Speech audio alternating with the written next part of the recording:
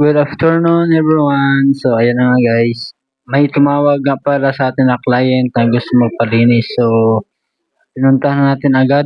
Hindi na ako na pinapatagal. Baka makana pa ng iba eh. So yun na nga guys. Binaklas ko na mga indoor dyan. Grabe na sobrang dumi ng filter dyan. So yun na nga. Sunod ko na yung plastic. Pabilisan na lang kasi para mabilis matapos.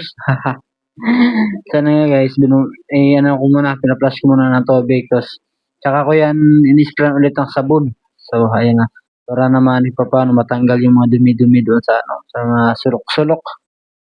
Then ayan na, plastic, sobrang haba ng plastic diyan, nahirapan ako diyan kasi sobrang haba ng plastic.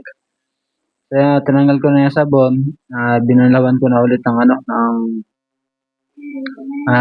tubig para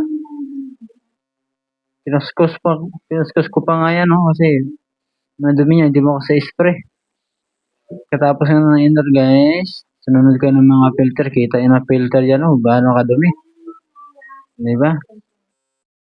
Mambon-ambon pa nga yan. Yung likod ko, basang-basa na sa pawis, saka sa ambon.